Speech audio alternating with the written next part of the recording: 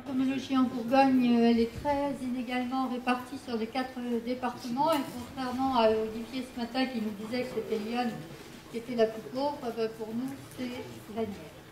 C'est vraiment la Nièvre où on a le moins de données et le moins d'entomologistes qui est vraiment travaillé sur du long terme.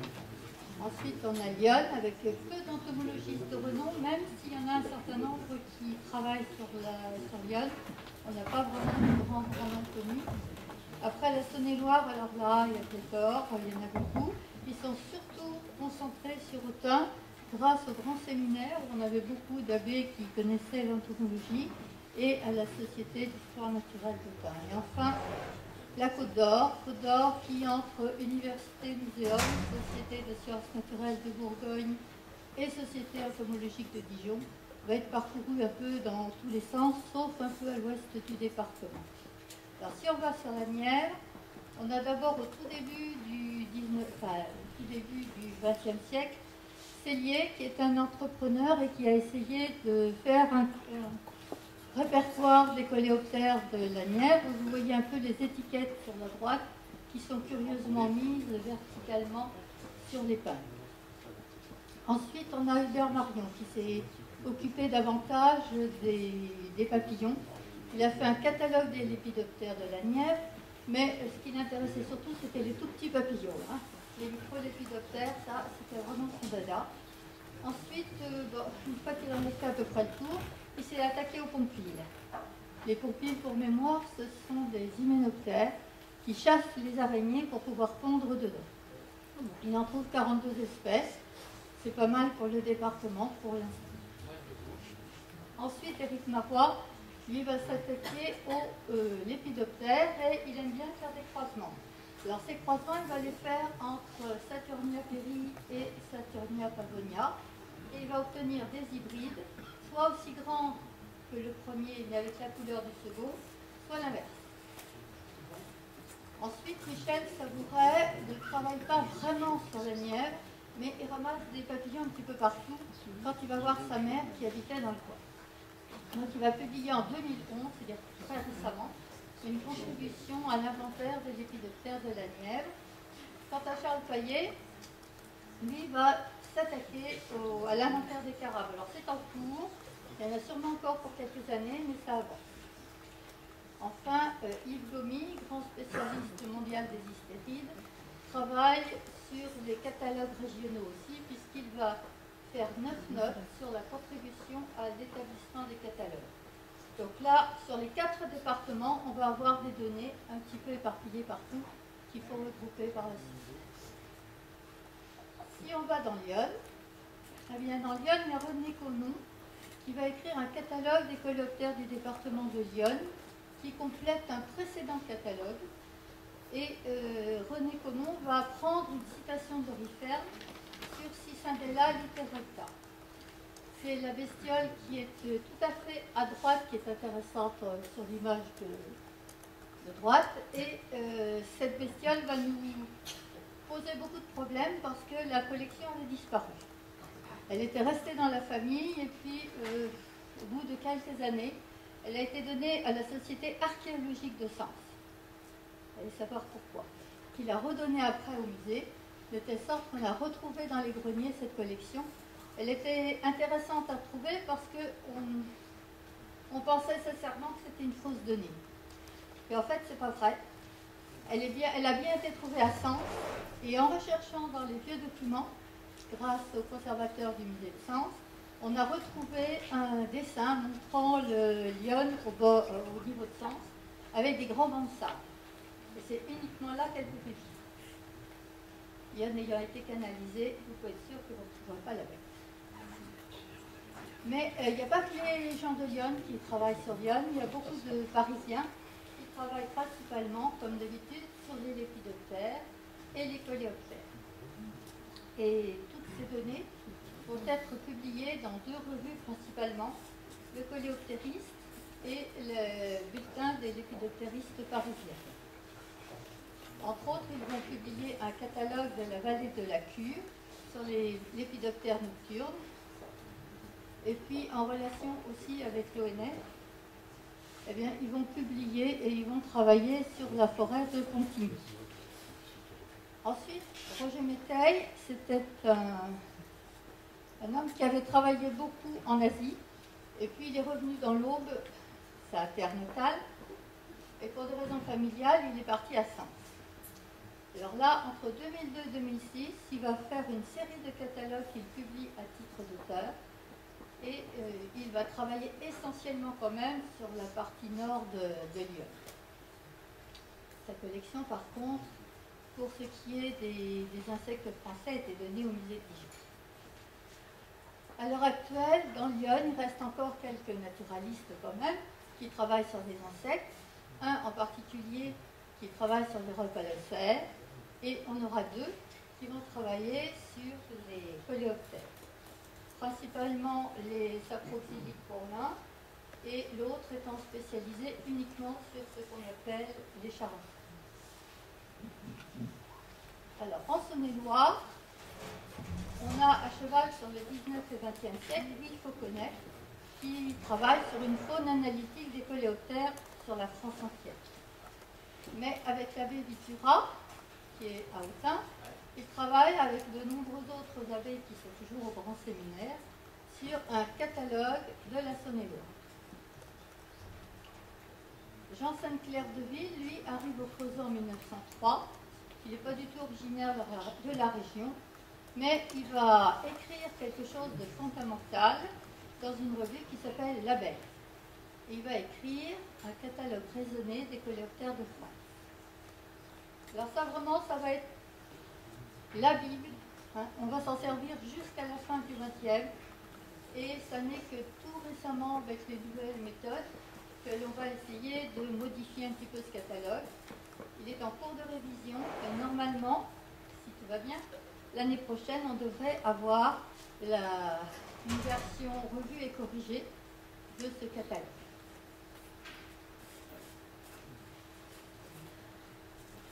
Après, vous avez Maurice Pic, qui lui a passé pratiquement toute sa vie à Digoin. Il côtoie à la fois l'abbé Vitura et Sainte-Claire-de-Ville, et il va faire paraître un grand nombre d'articles dans l'Échange et Miscellanea Entomologica.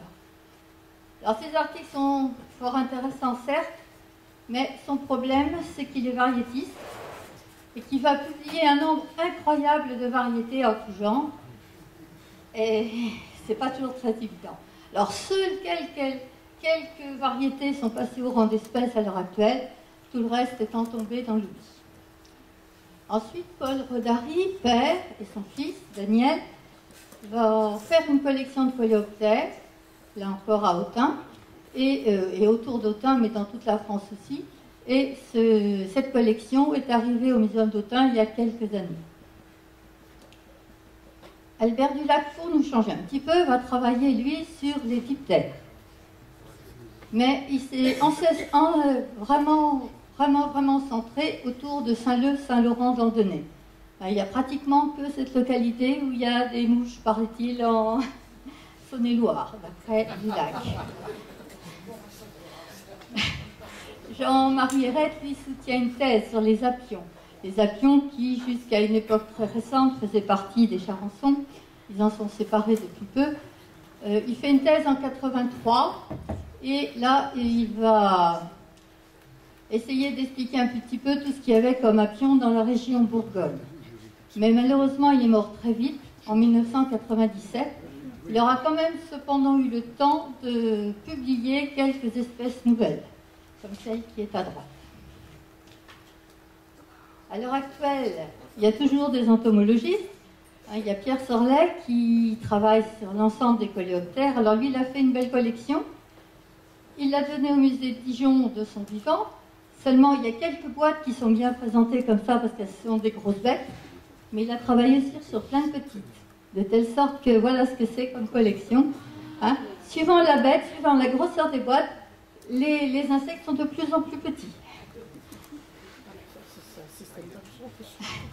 À l'heure actuelle, il y a Roger Vincent aussi qui travaille sur la Saône-et-Loire et qui a commencé par travailler sur les latridides.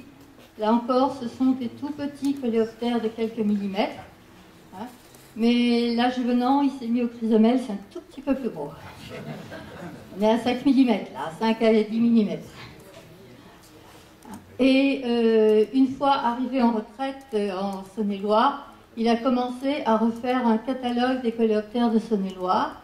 Il a publié les cérambicides, qui est un groupe relativement, une famille assez facile. Il a fait ensuite les hystérides et un troisième est en cours sur les chrysomèles. Alors les papillons, bien sûr, sont toujours à l'ordre du jour dans tous les départements, avec Claude Dutrex qui va travailler essentiellement sur les papillons de jour, et Daniel Morel qui a fait une collection et qu'il a donné de son vivant au Muséum d'Autun, puisque maintenant il a considéré qu'il avait fait à peu près le tour et ne fait plus que des photos de papillons de nuit. Ensuite, les odonates sont répertoriés par la SHNA, sur l'ensemble de la Bourgogne d'ailleurs, ainsi qu'un certain nombre d'insectes aquatiques avec Alexandre Ruffioni. Alors, si on passe à la Côte d'Or, en Côte d'Or, au 19e, il y avait eu Auguste Rouget qui avait fait un catalogue des coléoptères de la Côte d'Or. Pardon. En fait, c'était plutôt Dijon, parce que si on regarde bien, il allait à pied. Alors, pour aller à Châtillon, à mon sens, c'est pas possible. Hein? Donc, c'est plutôt Dijon et l'agglomération. Et il avait quand même retrouvé 2530 espèces en Côte d'Or, alors que Caumont dans l'Yonne en avait à la même époque trouvé 2500. Donc il devait être en concurrence pas loin. Il y avait aussi Henri de la Cuisine. Alors là, c'est un total inconnu. La collection a disparu au cours du temps, mais il avait fait Alors, il avait écrit des ouvrages à la main, illustrés à la main aussi, mais avec des papillons exotiques, alors qu'il ne parle que de papillons de la Côte d'Or. Hein, et dedans, eh bien, on peut voir qu'il avait trouvé des choses intéressantes, une espèce qui actuellement est protégée, la première. Et puis, en 1879, vous voyez qu'il fait mention de la Vanesse carduie qui avait envahi la ville de Dijon.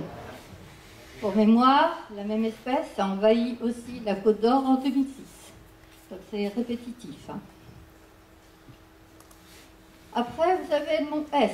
Alors, lui, il était professeur à l'Université de Bourgogne et il avait fait une thèse sur les parasites des poissons d'eau douce. Rien à voir avec les insectes, mais voilà, il s'est mis aux diptères et en particulier sur les entomides. Alors, sa collection est toujours à la fac de Dijon, mais pour l'instant encore à la station Grimaldi de Saint-Usage, dont vous avez entendu parler précédemment. En 1923, Segui, qui était le maître des diptères de l'époque, a publié plusieurs ouvrages sur la faune de France, et dans son volume sur les diptères entomides, eh bien, il va lui dédier une espèce. Hein, Diptera SCI. C'est tout petit, hein, c'est pas une grosse bête. Charles Lecomte collecte des coléoptères et lui s'intéresse aux élatérides. Mais le problème, c'est qu'il était intendant dans les hôpitaux. Il s'était dit pendant la guerre, pas de problème, je vais à l'hôpital, je suis sûr qu'il n'y aura pas de problème. Seulement, il y a une bombe qui est tombée sur l'hôpital. Il aurait dû la laisser chez lui, parce qu'il habitait à Corselotte en montagne. Et à Corselotte en montagne, on a retrouvé uniquement les boîtes de radio dans lesquelles il y avait des couches d'insectes, mais vous voyez à quoi ça ressemble. Alors, le travail, il y a 1000 cubes de notes à lire en même temps, c'est pas mal. Et donc, une partie de la collection a été réintégrée dans la collection générale grâce à M. Kennedy, qui était un professeur à l'université, et il a fait ça quand lui, il était étudiant. Alors, Charles-Alexandre Thierrya et son fils ont fait aussi une collection d'insectes qui a été donnée au musée de Dijon. Alors là, vous avez 42 boîtes bien rangées, bien organisées. Le seul problème, c'est qu'il y en a 163 autres. Et que dedans, eh bien, vous avez des bêtes rangées par chasse, avec les étiquettes des noms au fond de la boîte, et puis un empilement sur les pins, avec des étiquettes de localité et de date en abréviation. Vous avez pour un moment. Alors, au fur et à mesure qu'on a un petit peu de temps, ce qui n'est pas toujours le cas, eh bien, on essaie de les réintégrer au fur et à mesure dans la collection régionale. Ensuite, Jean-Robert Denis, professeur à la faculté de Dijon, était un grand spécialiste des collemboles. Ça, c'est minuscule, hein. Mais, en tant que professeur, il a fait aussi des travaux sur d'autres ordres d'insectes. Ici, ce sont des diptères qu'il a ramassés pour un grand nombre à Saint-Jean-de-Laune. Mais pour ses cours, il a préparé des boîtes pour ses étudiants. Et ça, c'était pas mal, parce qu'elles sont vraiment intéressantes, il y a beaucoup de choses à faire. Il faisait des stages aussi l'été, hein. Les étudiants à l'époque, qui passaient 1 mois, voire 2, à Saint-Usage, à ramasser des papillons toutes les nuits, sous sa directive. Oui. Après, il travaille sur la morphologie des insectes aussi, en tant que prof de fac, mais il n'a pas vraiment fait de grosses publications, c'est plutôt Jean Chaudonneret qui a repris ses travaux, les a complétés et a publié les pièces buccales des insectes. Alors la SSNB, la Société de sciences nat de Bourgogne, avait plus tellement d'entomologistes dans les années 1970. En conséquence, il va se créer la Société d'entomologie de Dijon. Et elle avait pour but d'encourager les études entomo et de favoriser la connaissance de l'entomofaune dans les milieux naturels de Bourgogne. Alors, le premier président, Albert Rognand, a inventorié les lépidoptères de la Côte d'Or. Il n'était pas tout seul, il y avait Simone Clerget, dont les collections sont arrivées au musée aussi. Il y avait André Lacaille, instituteur à Talent, et Jacques Deslandes, qui était médecin à Dijon. Et avec toutes ces données, il va publier une contribution à l'étude du peuplement des lépidoptères du département de la Côte d'Or, avec Claude Dufay, qui était le grand spécialiste des noctuelles. Puis va arriver juste derrière une contribution complémentaire avec Hervé Bouin et Roland Essayant. Alors, initié par son grand-père, Jean Vigneron, qui était forestier dans la forêt de Gigny, et qui avait aidé Albert Rognand aussi dans son catalogue, eh bien, Hervé Bouin, qui est un chercheur de l'Université de Bourgogne, a continué les récoltes autour de Dijon, principalement sur la Fontaine-Douche, sur Chenauve, évidemment sur Corcelles-les-Monts, qui était juste à côté, et dans la forêt de Jugny. Roland Essayant, lui, il a prospecté beaucoup les lépidoptères diurnes de toute la Bourgogne, et dans un prochain Bourgogne Nature spéciale, en série, on aura le catalogue de la Bourgogne et de la Franche-Comté. Jean Barbier, lui, en 35 ans, va étudier les coléoptères de la Côte d'Or. Alors, il va traverser vraiment la Côte d'Or, mais il va toujours un peu dans les mêmes endroits. Et il va être aidé par Robert Fonfria pour la Côte, par Jean Villard pour la forêt de Cîteaux, et ils vont essayer de faire un catalogue reprenant un petit peu les données d'Auguste Rouget et le milieu à jour. Malheureusement, il est mort avant d'avoir pu publier. On n'a jamais retrouvé où il avait pu mettre l'original. Donc voilà ce qui reste de ses travaux. Des notes, certes intéressantes, mais très longues à lire. Alors, comme il avait fait à peu près le tour des coléoptères depuis les années 70, donc pendant 10 ans, avec Robert Fonfria, il va essayer de travailler sur les hyménoptères apidés, ici les bourdons, sur les fourmis et sur les tentraides. Les tentraides, ce sont des hyménoptères qui ne piquent pas et dont les femelles ont une tarière en forme de scie pour pondre leurs œufs. Alors, il va en trouver 300 espèces, il y en a 600 sur la France entière. Et si on accepte ceux de la Méditerranée et ceux des Alpes, il n'en reste plus beaucoup à trouver chez nous. Alors, Pierre Anciot, lui était parisien, mais sa femme était de Guernay, et donc il va prospecter dans l'ouest du département, ce qui était bien parce qu'on n'avait quasiment pas de données. Donc c'est des données 1940-1990. Ensuite, Éric Delaclos, qui travaillait à l'ONF, s'était mis aux scolites de Bourgogne.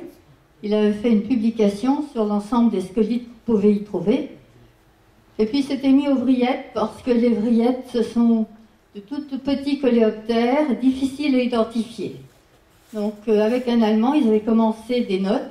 Ils en ont publié 6. Il manque la dernière, mais ils sont arrêtés là. Donc, dorénavant, sa collection est au centre de Quillan, dans l'Aude. C'est loin d'ici, mais c'est comme ça. Il a fini, il ne travaille plus sur les insectes. Hervé Bouchy, lui, a mis en ligne le catalogue des cérambicides de Côte d'Or en reprenant les données du musée, les siennes et celles d'autres entomologistes actuels. Et en 2013, eh bien, la SED vit toujours.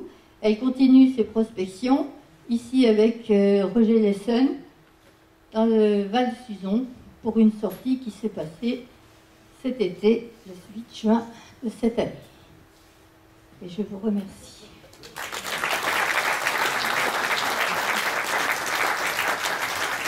Merci beaucoup, Monique, pour ce tour de Bourgogne, par les départements. Le tour aussi de tous les groupes d'insectes. Il en manque quelques-uns. Personne sur les orthoptères Il n'y a pas de catalogue. Pas de catalogue. J'ai pas dit qu'il n'y a pas de données. D'ailleurs, avec Olivier Bardet, oui, on en a un certain nombre. D'accord. Il n'y a pas de catalogue de Bourgogne. Bernard. Donc c'est habituel. Donc à combien tu estimes le nombre d'espèces d'insectes en Bourgogne? C'est 25 000, c'est 30 000, c'est... Peut-être pas, parce qu'il va y en avoir 30 000 en France.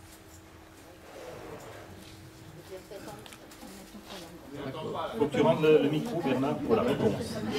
Peut-être 70% des 30 000. Alors 70% de 30 000, c'est... Il y a un catalogue des orthoptères du Morvan et de la Bourgogne publié dans la... Comment? Il n'est pas publié. Il a été publié ici dans un bulletin de la Société d'Histoire naturelle de Autun il y a une dizaine d'années, mais il est publié. Sur la Côte d'Or? Les orthoptères sur la Bourgogne, oui, du Morvan et oui, avec des compléments Bourgogne. Oui, j'aimerais savoir, s'il vous plaît, s'il y a des études sur les termites. Si elles sont montées jusqu'ici, parce qu'il y en a pas mal d'endroits. Il ne risque pas d'y avoir de données sur les termites de Bourgogne, pour une raison qu'il n'y en a pas. Là, les spécialistes étaient à Dijon, puisqu'il y avait l'équipe de M. Noireau, qui avait M. Bordereau, qui est maintenant en retraite, mais il y a travaillé beaucoup. C'est vrai qu'il a été cité une fois, et on retrouve ça sur toutes les cartes, du côté de la Saône. Je ne sais plus comment s'appelle la ville. C'est là où il y a des militaires, une base militaire. Auxonne, merci. Il y a eu un cas cité, il y a 15-20 ans, et après, ça a été suivi par les spécialistes de la fac de Dijon, et vraiment, il n'y en a plus, et pour l'instant, il n'y en a pas du tout. Attendez, on n'en sait rien. Je sais qu'il y en a à Grenoble, je sais qu'il y en a dans le midi de la France, à Paris, le long de la Seine, ok.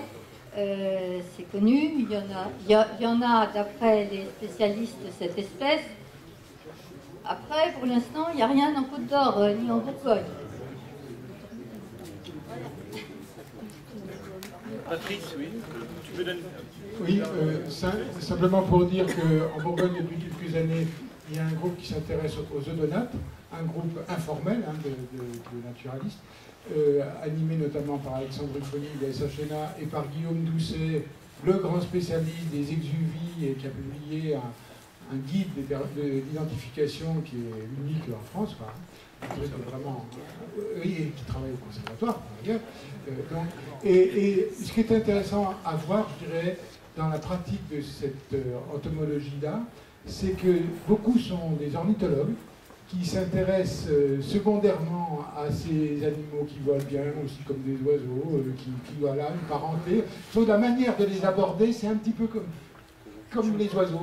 On peut les déterminer sans les capturer, quelquefois, pas toutes les espèces, mais un certain nombre d'espèces. Et on voit qu'il y a beaucoup d'ornithologues qui se mettent aux odonates. C'est assez curieux.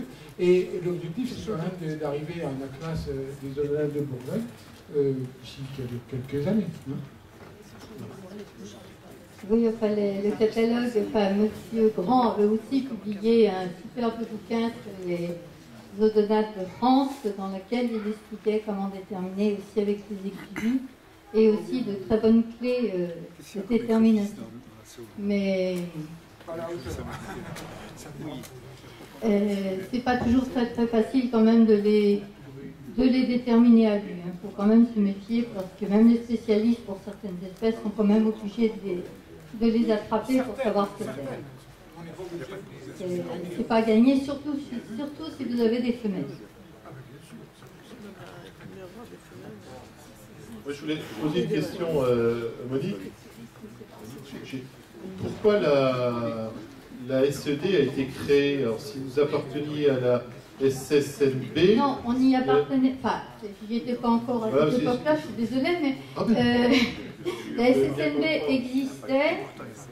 Elle avait sûrement eu des entomologistes au début de sa formation, mais il n'y en avait plus dans les années 70. Il n'y avait plus aucun insecte.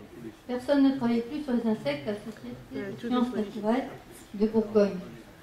Alors pourquoi ça a été créé plutôt que d'être une section de la SSNB, je n'en sais rien. Non, parce que on retrouve beaucoup, là, SHNA, on a bien vu aussi des groupes qui se construisent à côté, etc. C'est une dispersion. Ouais, je ne sais pas. Ça, je ne peux pas vous dire. Voilà. Il y a encore une question? Jean Béguineau. Non.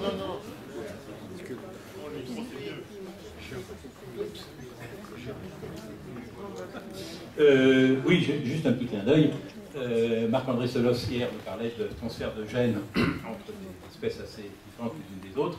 Patrice vient de nous parler de transfert de gènes entre les ornithologues et les amateurs d'odonates.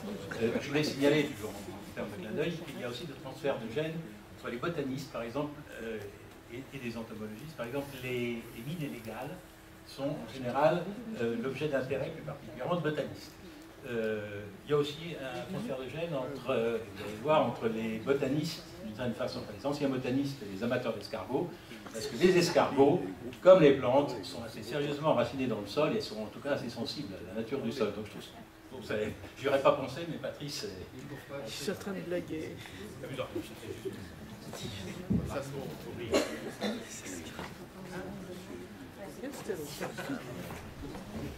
Pas d'autres questions?